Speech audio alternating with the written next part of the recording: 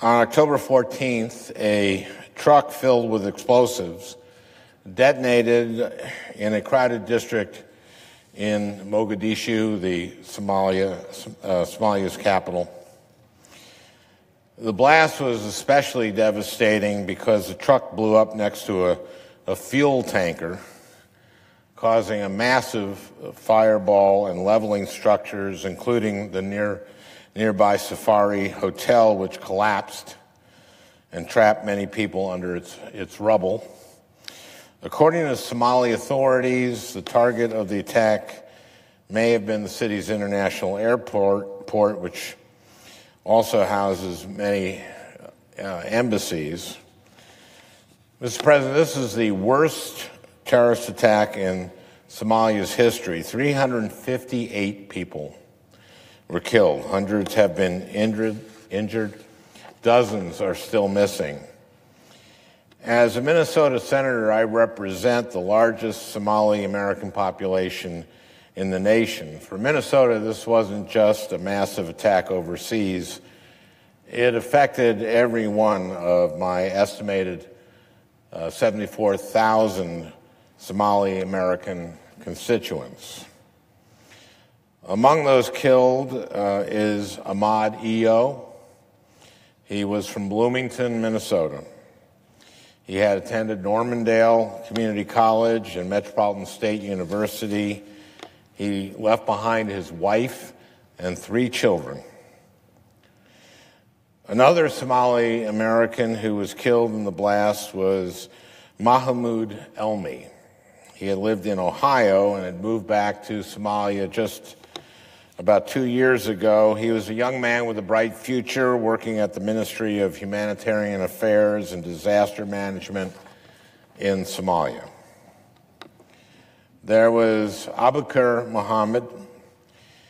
He lived in Virginia before moving back to Somalia, where he worked in the Ministry of Commerce and Industry. He was killed along with his wife, Shadia Hassan. They left behind 7 children who are between the ages of 3 and 20. Hundreds of others perished in the heinous attack. They all have their own stories. They left behind their wives, their husbands, their children, their friends, their parents.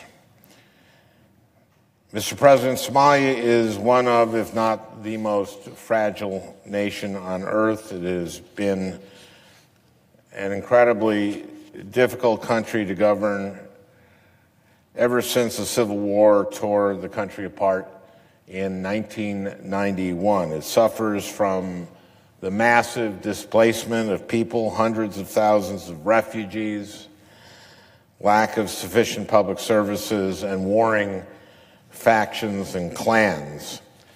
To make matters worse, a severe drought has ravaged Somalia, leaving 6 million people, half of the nation's population, facing food shortages.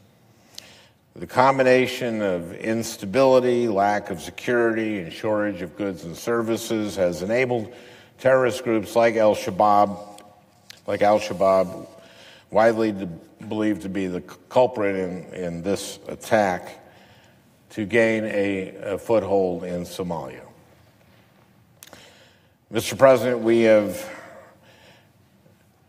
to have a comprehensive strategy to help the people of Somalia. One component of that strategy is to help Somalis root out terrorism. The government of Somalia has announced its intent to step up the fight against Al-Shabaab.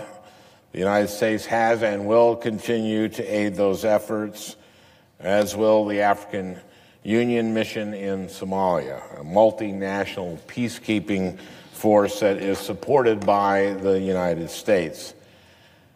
At the same time, we have to erode and eliminate the conditions that enable terrorist groups to thrive. That means redoubling our efforts to help stabilize fragile nations. That means supporting good governance, reducing extreme inequality, and help marginalized, disenfranchised individuals who are preyed upon time and again by terrorist recruiters. Mr. President, it's more important than ever that we fully fund our international programs that support these efforts, both for humanitarian and for security reasons. Unfortunately, the administration's 2018 budget proposal does the opposite. It includes a 30% cut to programs that seek to bring stability, rule of law, and humanitarian assistance to places that need it the most. The administration's budget is making the world and us less safe. And I want to urge the President to rethink his approach to foreign aid. My colleagues, Senators John McCain and Tim Kaine, put it this way in a recent op-ed that they co-authored, saying, "Today, 80% of our assistance provides relief and promotes stability in conflict zones and states on the verge of collapse. There are U.S. Agency for International Development programs in many of the countries most plagued by terrorism, including Afghanistan, Pakistan, Nigeria, Mali, Yemen, and Somalia.